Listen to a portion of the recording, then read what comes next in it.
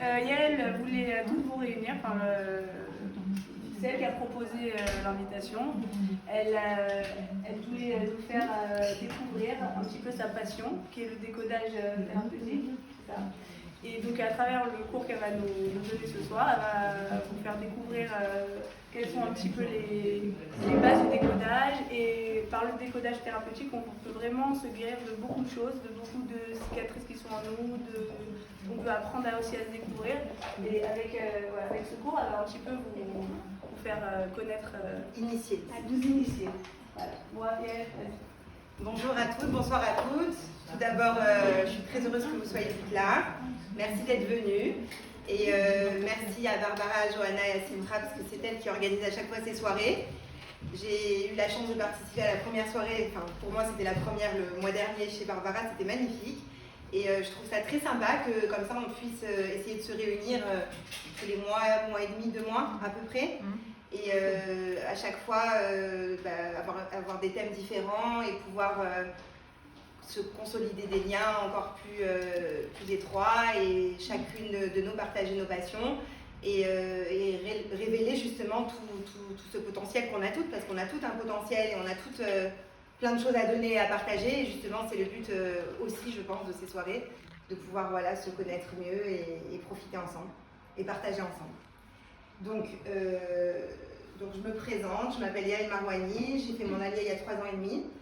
Et pour la petite anecdote, il y a 3 ans et demi, quand j'ai fait l'ALIA, j'étais pas en super forme. Et parmi mes voyages, parce que je travaille aussi avec la France, j'étais dans un départ pour partir donc en Israël, dans un aller-retour, j'étais toute seule. Et là, je suis dans ma chambre, je suis mettre fila et je dis à Hachem, vraiment, il faut que tu m'aides parce que vraiment, j'en peux plus. J'avais passé un petit burn-out, même un long burn-out. Et je lui dis, j'en peux plus, là, il faut vraiment que tu me trouves la personne qui va me sortir de là parce que ça fait trop longtemps que ça dure. Je peux plus, je faisais que pleurer, j'étais pas bien, j'étais vraiment mal et j'en pouvais plus d'être pas bien. J'avais fait déjà plein de thérapies dans ma vie, bon, je vais pas vous raconter ma vie, mais bref, j'avais fait plein d'étapes de remise en question, etc. Je suis moi-même Roseret Betchouva. J'ai fait Tchouva il y a 18 ans, donc à l'occasion, je vous raconterai aussi des petites histoires de Betchouva, parce qu'elles sont sympas. Il y en a quelques-unes qui en connaissent une partie ici. Et du coup, je suis donc dans ma chambre et je pars à l'aéroport, je suis en pleurs et je vais pour embarquer. Et je suis avec mon mari au téléphone et je lui dis j'arrive à telle heure. Je lui dis pas que je suis pas bien, je lui cache. Et là, j'ai une petite dame derrière moi en perruque qui me dit excusez-moi, on a 2 heures de retard. Donc je vous entends que vous dites à votre mari qui vient vous chercher, mais on a 2 heures de retard. Je dis ah ouais, j'avais même pas vu. Donc, et on fait escale à Rome ensemble avec cette femme et elle se présente à moi et on parle. Et elle me fait ma première séance de décodage thérapeutique en escale à Rome. Et là je suis bluffée. La première séance déjà, j'ai l'impression que j'ai réglé 12 trucs. Et le dimanche matin d'après, elle faisait un atelier à Emek Rephaim à l'époque. J'ai été aussi à l'atelier qui durait 4 heures. On était une dizaine de personnes, même une quinzaine. Et pareil, mais je me disais, c'est pas possible. Comment, avec le cerveau, autant tu peux trouver les mécanismes en fait de tes mots MAUX et avec des mots MOTS, tu vas pouvoir comme ça déprogrammer des choses qui se sont bloquées en fait dans ton inconscient, qui t'empêchent d'avancer dans ta vie et qui finalement, juste en séance de décodage, tu peux faire des bonds incroyables. Donc, on a appelé la soirée « Comment vivre pleinement sa vie », révéler notre lumière intérieure et mettre tout en œuvre pour être au plus proche de sa mission. Donc, comment ça marche le décodage ? Le décodage, ça marche comme un ordinateur. Quand vous achetez un ordinateur, donc disons que ça c'est mon ordinateur, j'achète mon ordinateur, il est tout neuf, et je vais lui rentrer des données. Donc je rentre des données. Et plus je remplis mon ordinateur de données, plus à un moment donné, il est tellement plein cet ordinateur, qui était neuf au départ, à un moment donné, ça bug. Qu'est-ce qu'on fait quand l'ordinateur il bug ? On nettoie. On l'éteint. On le vide. On le vide. On en achète un autre. Donc vu que l'inconscient, il est comparé à un ordinateur, écoute, allez hop, on dégage l'inconscient, on en prend un autre. C'est à peu près ça. On répare. On fait ce qui s'appelle en langage d'ordinateur une mise à jour des programmes. Une Itkun-Girsa, on dit en hébreu.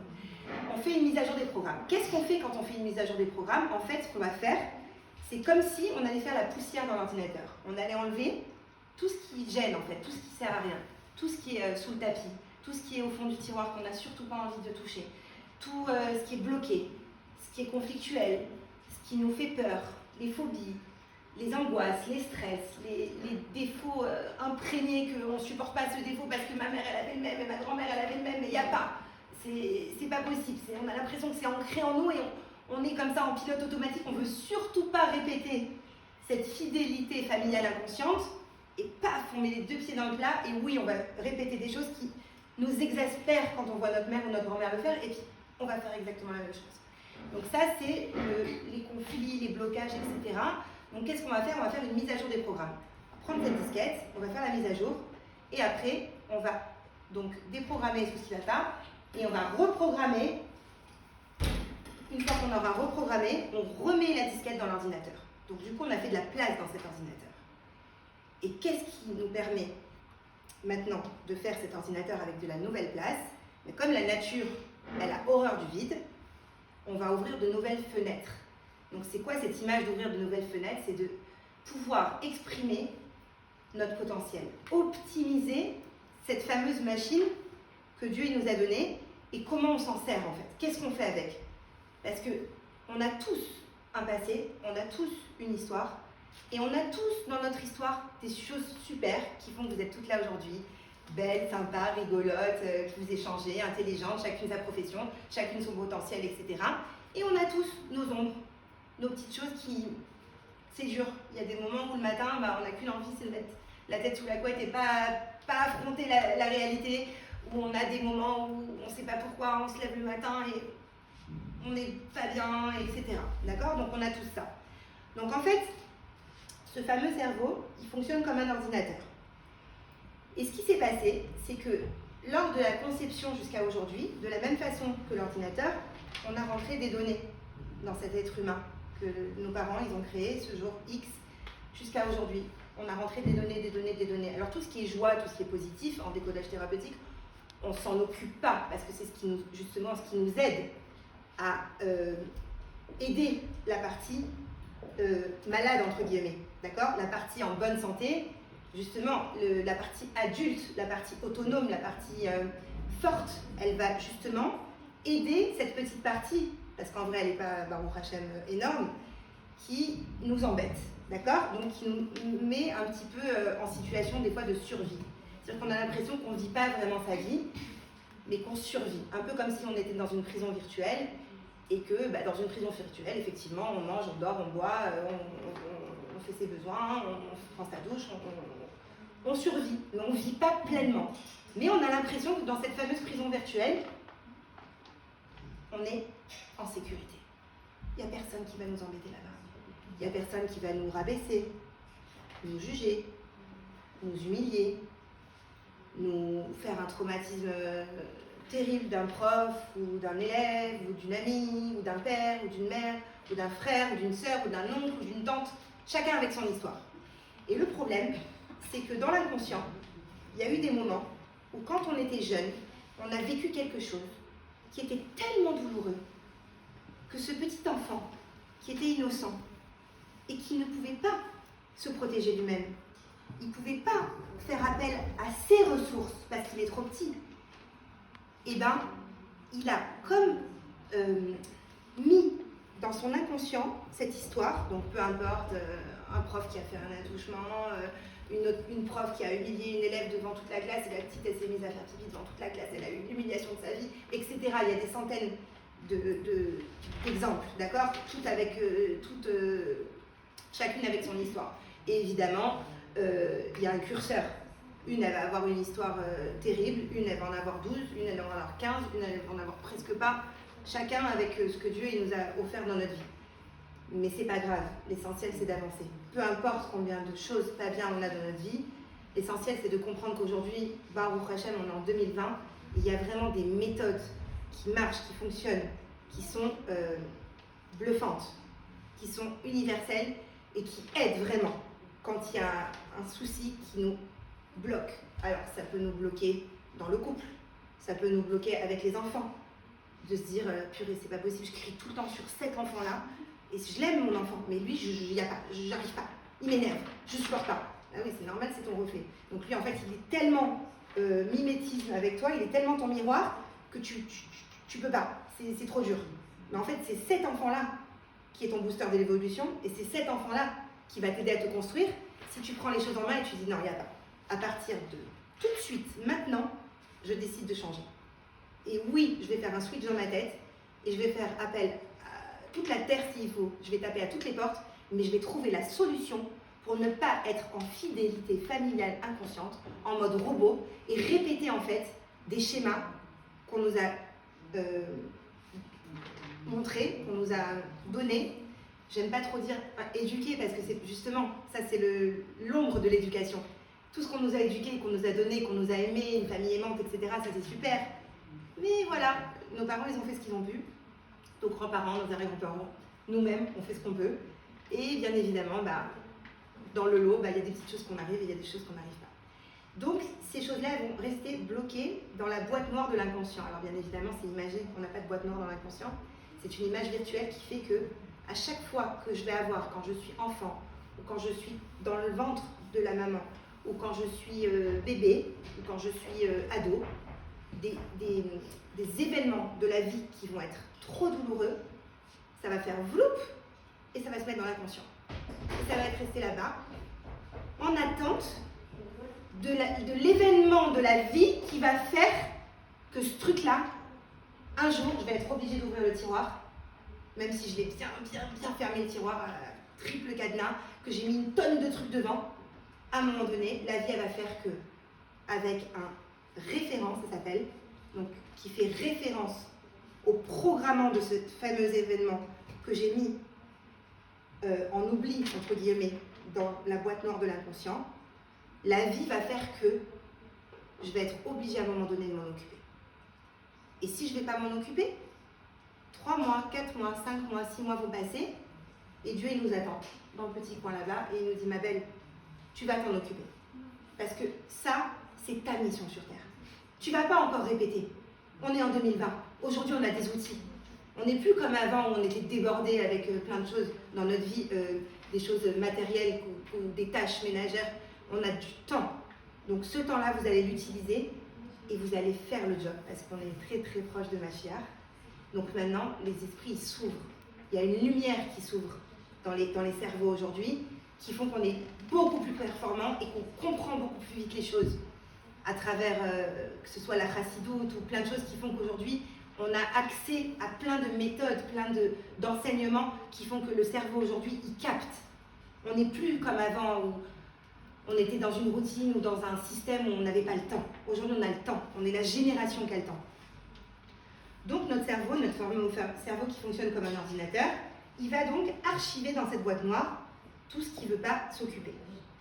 Et tellement plus que ça, on parle aussi dans le décodage thérapeutique de transgénérationnel. C'est-à-dire que même des fois, sans avoir connu un arrière-grand-parent ou un arrière-arrière-arrière-grand-parent ou peu importe qui, on va pouvoir répéter totalement la vie de cette personne parce qu'on va avoir le même prénom qu'elle, ou la même date de naissance, ou même sans prénom et sans date de naissance, on va pouvoir se retrouver à faire des choses et se dire purée, mais ton arrière-grand-mère elle faisait la même chose. Parce que dans le transgénérationnel, même inconsciemment, on peut avoir une répétition inconsciente qui passe de cerveau à cerveau dans la même famille, même si ton arrière-grand-mère, tu l'as jamais vue, elle habitait en Australie et tu n'as jamais entendu parler d'elle. Et bien, il se passe des choses entre les inconscients. Parce que, évidemment, là, on se voit tous, on est tous là, on comprend qu'il se passe des choses, mais autour de tout ça, il y a toutes les énergies, tout ce qui se passe de cerveau à cerveau. Tout ce qui se passe dans cette relation que nous avons ensemble ce soir. Il se passe plein de choses, plein d'échanges. Et c'est ça la beauté de l'humain. C'est tout cet échange et cette relation qui circule et comment, grâce à ça, on avance et on évolue. Comment il y a 2 mois, Levana, comme ça, sur Emmanuel Zisman, elle me dit, on cherche une prof de sport, t'as pas une prof de sport? Et moi, comme ça, je dis, je vous le fais, moi, si vous voulez, cours de sport. Et toutes ces personnes ici présentes, il y a 3 mois, je ne les connaissais pas. Et je connais maintenant les 3 gars. Donc c'est sympa. Ça s'appelle la relation. Moi, je trouve ça super. Aussi, vous avez, on parle dans le décodage thérapeutique de carte du monde. On a tous la carte du monde. Donc, disons que ça, c'est ma carte du monde. Et toi, ta carte du monde, c'est celle-là. Et l'autre, c'est celle-là. On n'a personne la même carte du monde. Même si on a des jumeaux ou des jumelles qui ont les mêmes parents qui sont nés le même jour, ils auront quand même une carte du monde différente. Parce qu'on peut avoir maintenant 50 personnes dans cette pièce et mettre un tableau ici, et chaque personne, elle va avoir une perception du tableau différente. Parce qu'on a tous archivé dans notre cerveau des choses différentes. Donc on va les vivre différemment. Donc on aura forcément des blocages différents, des conflits différents. Après on aura des petites affinités, des atomes crochus de femmes qui, ras shalom, ont vécu le même drame, alors ça va les rapprocher parce qu'elles vont en parler, etc. Mais on a tous plein de choses qui nous diffèrent en fait. Donc, à travers des outils très sympas dans le décodage qu'on appelle des jeux, des actes symboliques, des visualisations, on va justement parler avec la personne, et en parlant avec la personne, elle va dire des mots, et ces mots-là, le décodeur va les écrire, et ensemble, on va créer les outils de cette guérison. Donc, ce n'est pas le décodeur qui va guérir la personne, c'est la personne elle-même qui va se guérir, à travers les mots qu'elle va dire.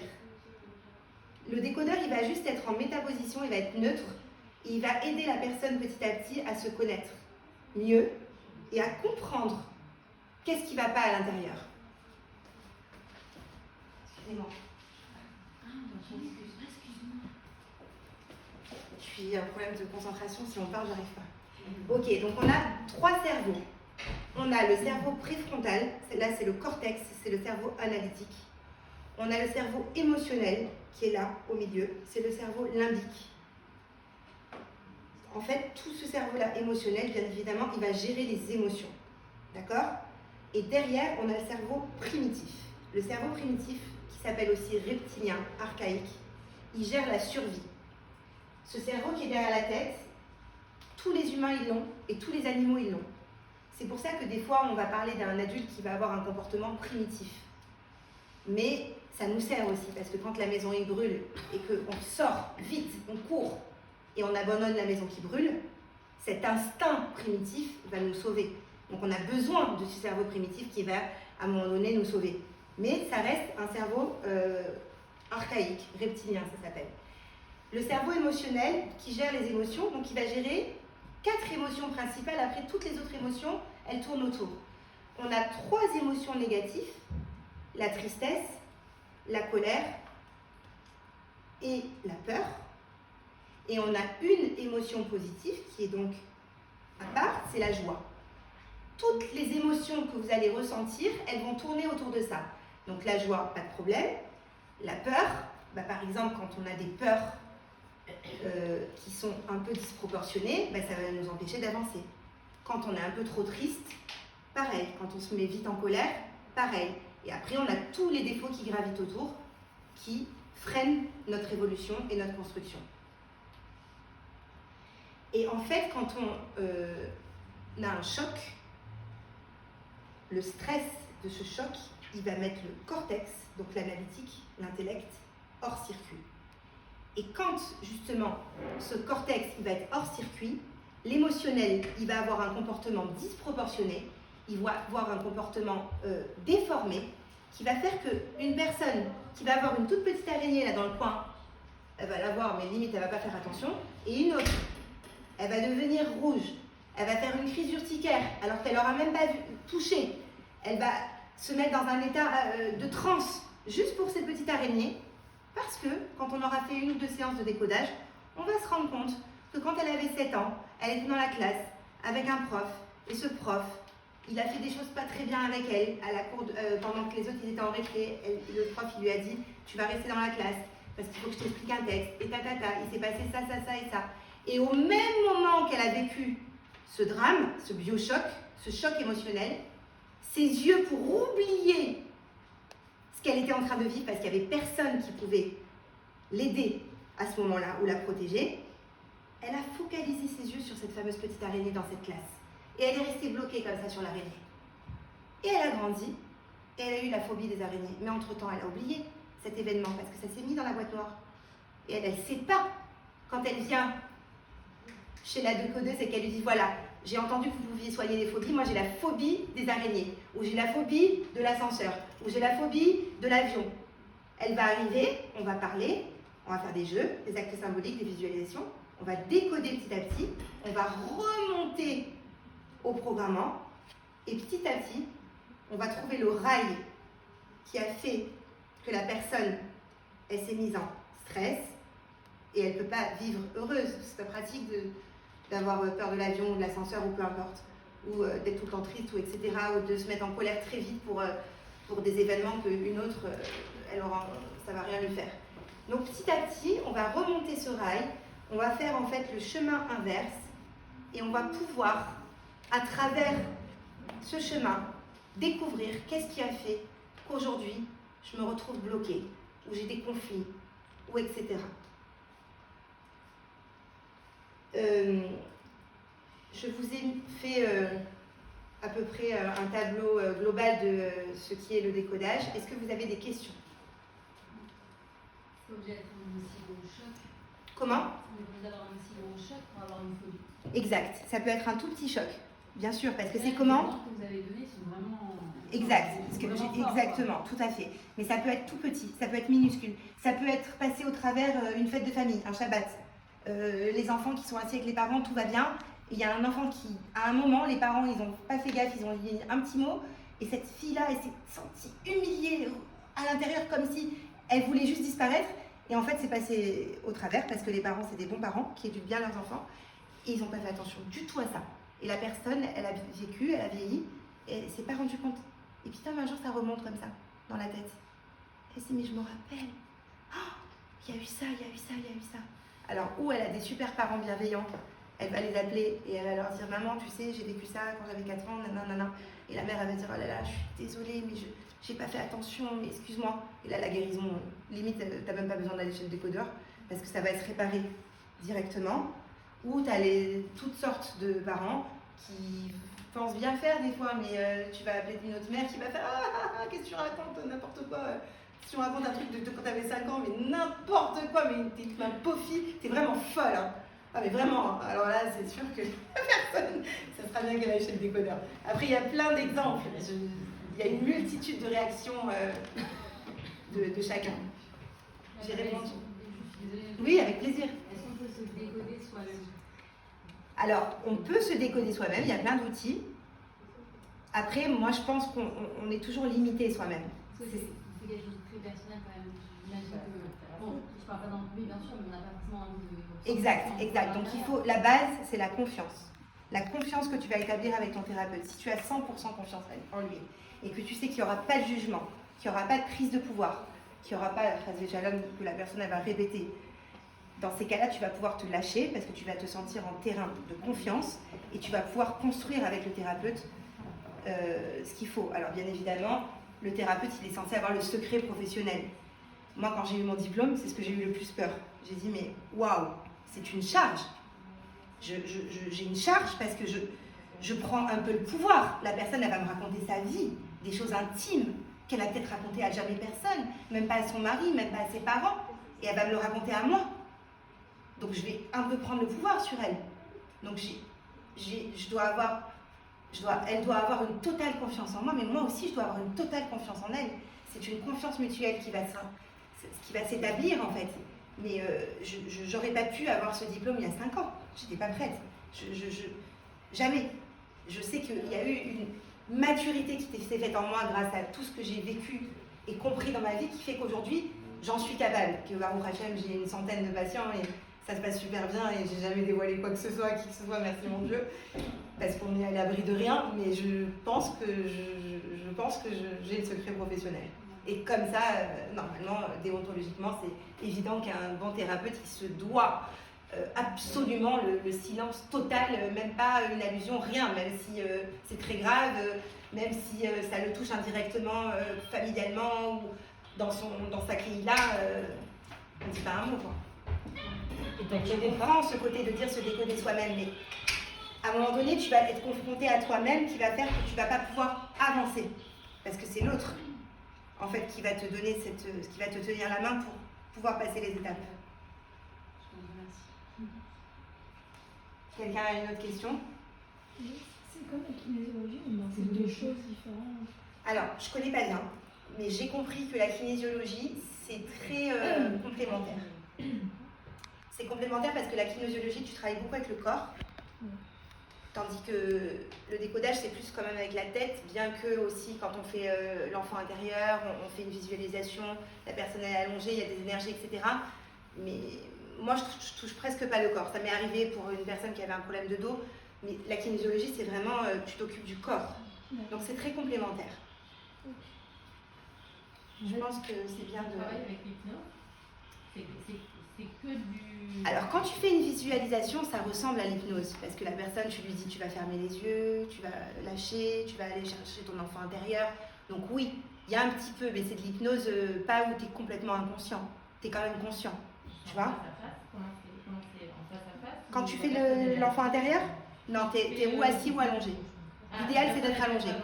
Moi, là où je reçois, j'ai une chambre à côté avec un lit et quand je fais les exercices qui demandent de faire des exercices où la personne elle est allongée, bah, elle s'allonge. Mais elle est pas 100%, elle est à demi-consciente. Je m'excuse, je reviens. Le bruit, ça me déconcentre. Vous avez d'autres questions? Il y a 5 ans, tu as pris l'avion et tu as rencontré cette femme. J'ai rencontré cette femme et donc on est arrivé en Israël. Et après avoir fait la première séance à Rome et l'atelier, ça s'appelle, de 4 heures le dimanche matin, je ne l'ai plus lâché. J'ai fait tous les séminaires, tous les ateliers, toutes les séances à privé. J'ai ramené ma fille, mon mari, ma belle-mère, mes cousines. Tout le monde y est passé. On a fait tout le décodage. Baruch Hashem, il y a toujours à décoder, donc je ne suis pas parfaite, loin de là. J'ai réparé plein de choses, mais je pense qu'on a toujours une tonne de choses à réparer. Mais je vis 100 fois mieux, 1000 fois mieux, parce que je me sens plus légère. Mais en fait, tu traites que les phobies, tu traites pas d'autres problèmes. Je ne traite pas du tout que les phobies.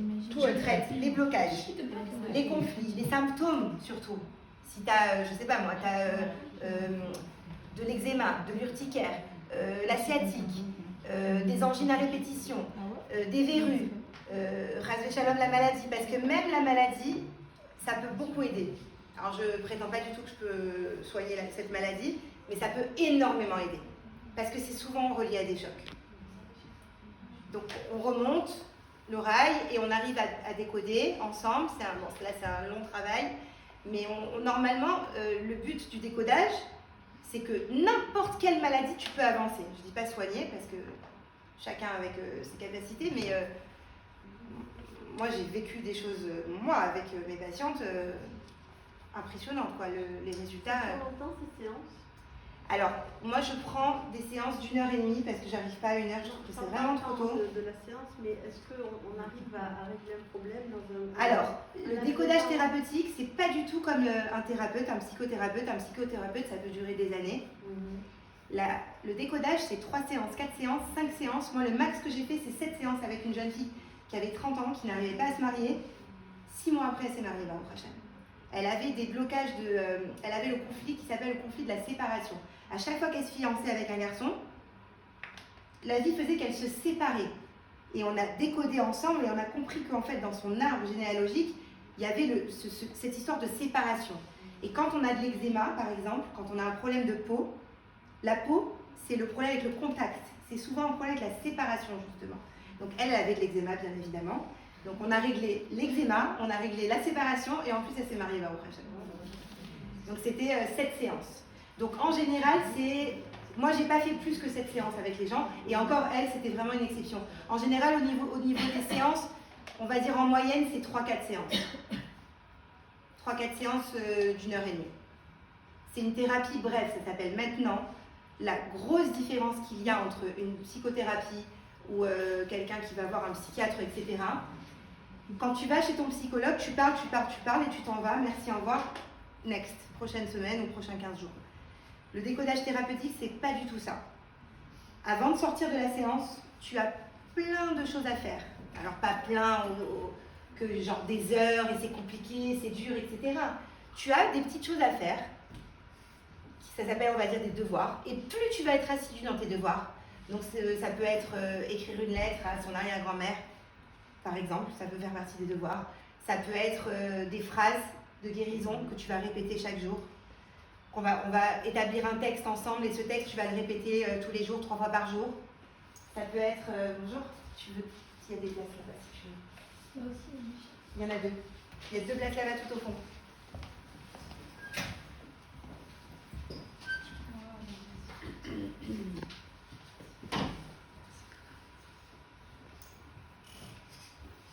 Moi j'ai une question.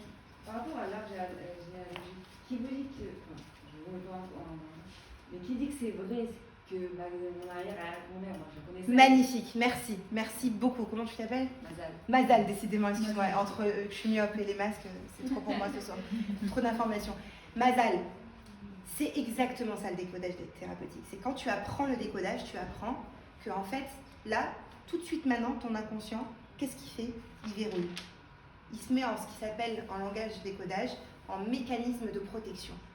Ça veut dire que ton inconscient, il est en train de se dire, mais qu'est-ce qu'elle raconte cette fille? Elle, cette petite rigolote là, avec sa robe à pois blanc, elle va me faire croire que mon arrière-grand-mère, et grâce à ça, je vais régler ça et ça. Ma grand-mère que j'ai vécue, que j'ai connue, oui. Mais... Connue ou pas connue, on s'en fiche. Je t'explique. Dans le cerveau, dans l'inconscient, il n'y a aucune différence entre l'irréel, le virtuel, l'imaginaire, c'est tout pareil. Tout pareil. Il n'y a pas le temps dans l'inconscient. Il n'y a pas passé, présent, futur, c'est tout pareil. Il n'y a pas irréel et réel.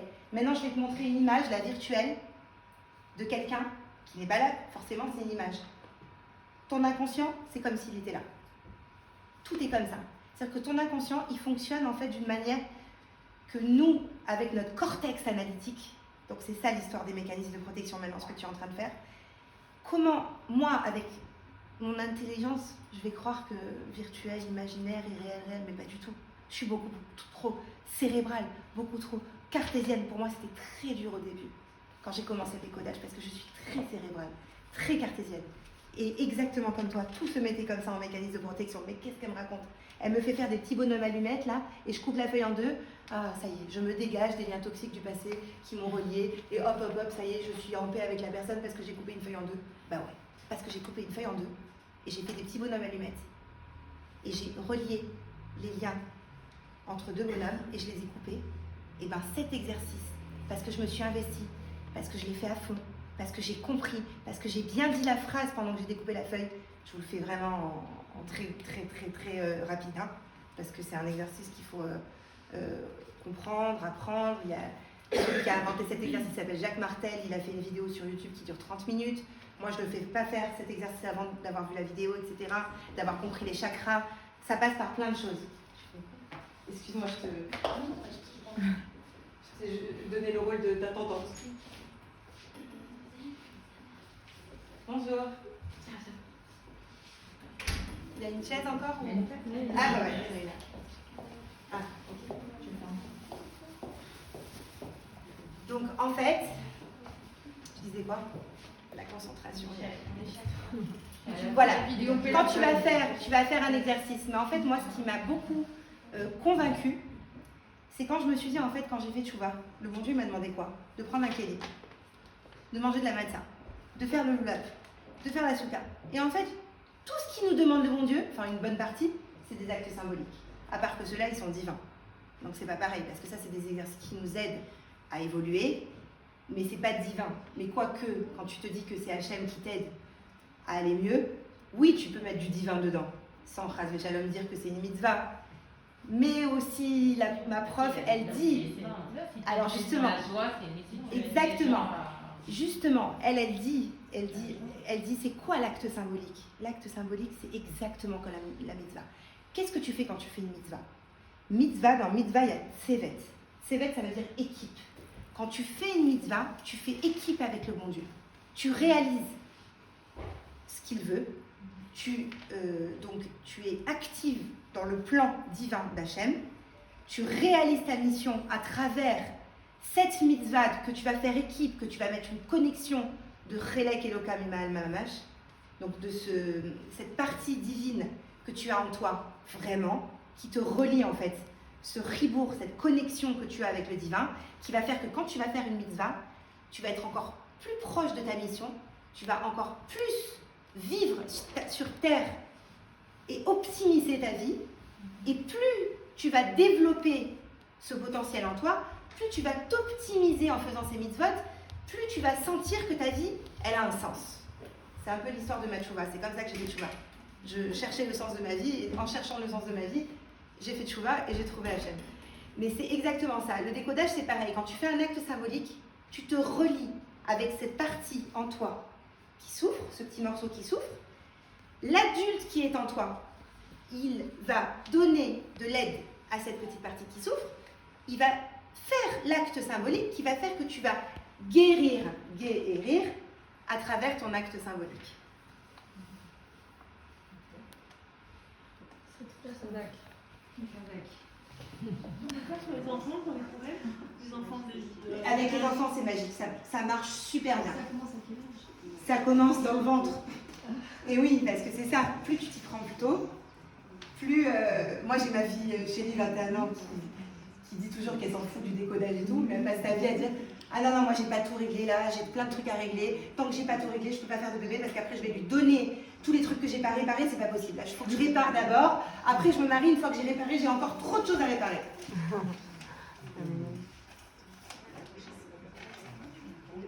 Oui? Une autre question? Donc oui, pour les enfants, Maëva, top. Il y a beaucoup de mamans avec des enfants actuels pour le sommeil des enfants. Bien sûr, bien sûr, le sommeil des enfants. C'est-à-dire, par exemple, un enfant qui a un problème de sommeil, et ben, Le petit qui dort pas. un petit qui dort pas, c'est un super exemple. Toutes sortes de problèmes ou de symptômes ou de conflits ou de blocages ou de traumatismes ou de phobies. Ça, c'est un problème. J'ai un problème, mon enfant, il n'arrive pas à dormir.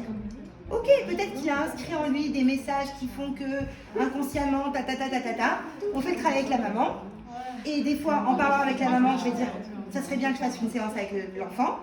Et on fait les actes symboliques et... Je vous donne un exemple. Vous voulez que je parle encore un petit peu 5 minutes? Je vous donne un exemple. Mon fils Mendel, qui est très fusionnel avec moi, c'est l'enfant qui me ressemble le plus.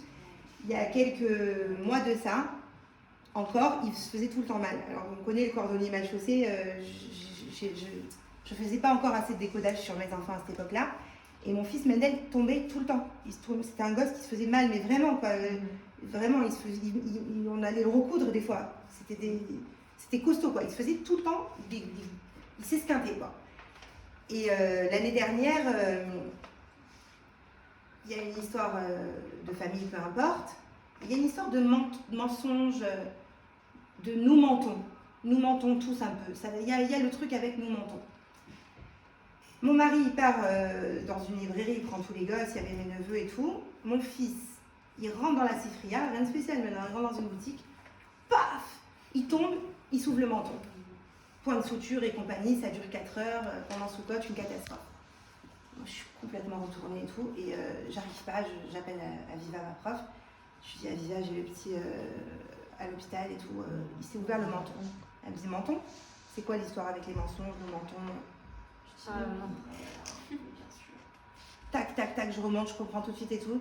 Mendel, il rentre à minuit ce soir-là parce que Terem, machin, recours et tout. Il rentre, je lui dis, regarde Mendel, je vais te donner une vidéo à regarder.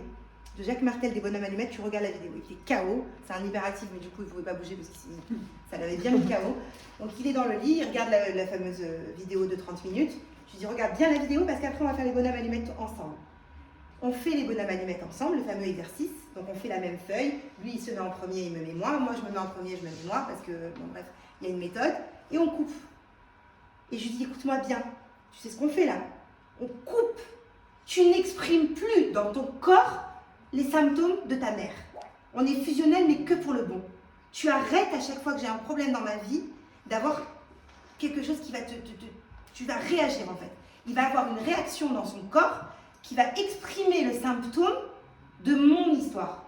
Je lui ai dit, c'est pas ton histoire. Ce qui m'arrive dans ma vie, c'est mon histoire.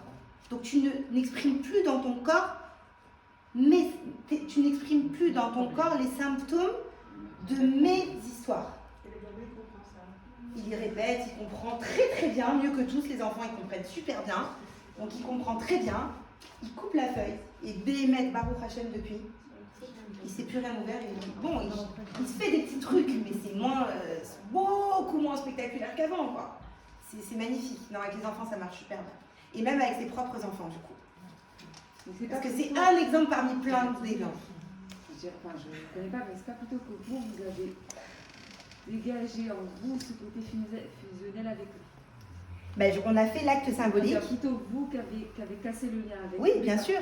Que lui, il a cassé. Bien sûr, bien sûr. C'est évidemment que le parent, il fait le travail pour l'enfant. C'est sûr. Mais comme, en fait, mon fils, il était là, on va dire, on a doublé le travail, on a synchronisé le travail, lui et moi, et on s'est dit de la même façon qu'on est fusionnel pour le bien, mais on va être fusionnel que pour le bien. Le pas bon, on le coupe. Tu n'exprimes plus dans ton corps mes conflits. C'est mes conflits. Dans ton corps, tu n'exprimes plus mes conflits. Donc tu coupes. Mais bien sûr que, entre guillemets, c'est moi qui l'incite, qui l'induit à faire ça, bien sûr. Bien sûr, parce que l'enfant, il ne va pas pouvoir tout seul se dire « Ah bah non, je me suis fait mal au menton, je vais faire la bonne allumette. » C'est votre travail en voyant qu'il a coupé, en disant bah, là, il a cassé le lien avec moi. Ouais. Il a coupé. coupé le lien toxique. C'est pas casser, les mots ils sont très précis en décodage. C'est pas casser, c'est couper le lien toxique. On conserve le lien d'amour authentique. C'est le lien toxique qu'on coupe. On conserve toujours le lien d'amour authentique parce que c'est ce lien d'amour authentique qui nous fait avancer. Les humains les uns les autres, peu importe. Famille, amis, couple, peu importe. Est-ce que la personne, elle t'annonce à la première séance pourquoi elle vient ou on peut venir Ah, j'en ai une il y a 3 mois, il y a 6 mois cet été à Nice. Elle m'a dit par curiosité. Bon, on a fait 4 séances, on a débloqué plein de choses. Parce qu'on n'a pas forcément conscience de nos propres peurs, mais il y a forcément... Bien sûr, bien sûr. Mais évidemment, mais quand tu fais une démarche de ce style, de ce genre, c'est que inconsciemment, ton inconscient, il veut ouvrir une petite boîte qui réparer quelque chose. Oui, bien sûr. Tu pars pour une chose dans une séance, une maman qui a 4 enfants, que je suis avec elle aussi de Nice. Et ben, on a commencé avec elle, après on a atterri sur son aîné, après le deuxième. Ouais. Et après j'ai fait des séances aussi avec un de ses enfants. Est-ce que ça peut faire des dommages? Ben, si le thérapeute il est pas compétent, je pense que ça peut faire des dommages. On est des humains. Moi, chaque séance que je commence, je dis toujours à Hachem que je sois le meilleur canal, que j'ai les meilleurs mots, que j'ai l'ouverture d'esprit en fait qui fait que tu vas m'ouvrir les neurones et que je vais pouvoir être complètement fusionnelle avec mon patient et l'aider. Mais après, je suis un humain. Je peux pas dire que oui, tu comprends, je suis 100% top. J'aurais jamais cette prétention, quoi. Il y a toujours un risque, même quand tu te fais opérer. Même si le gars, il va super bien t'opérer. Il y a toujours un risque dans tout. Ça coûte combien une séance? Alors, la séance, moi, je prends 200 shekels. Ma prof, elle prend 400 shekels. Moi, je prends 200. Je garde 1h30, alors que normalement, c'est 1 heure. Donc, je prends 200 shekels pour 1h30. Maintenant, si une personne a besoin et que c'est trop 200 shekels, j'ai aucun problème à baisser la séance parce que je le fais vraiment par amour et pour aider. Et j'ai un autre travail, Baruch Hashem, où j'ai une autre parnassa. Donc, je ne le fais pas pour la parnassa, vraiment. Je le fais par amour pour mon prochain et pour l'aide. Mais quand j'ai appris, on m'a dit que tu es obligé de faire quand même, faut se faire payer, ça fait partie de la thérapie. La personne, elle doit s'investir financièrement, pécuniairement, pour sa guérison. Donc en fait, c'est plus pour la personne qu'elle va payer que pour la personne qui va recevoir. Ça fait partie de la guérison de payer la séance.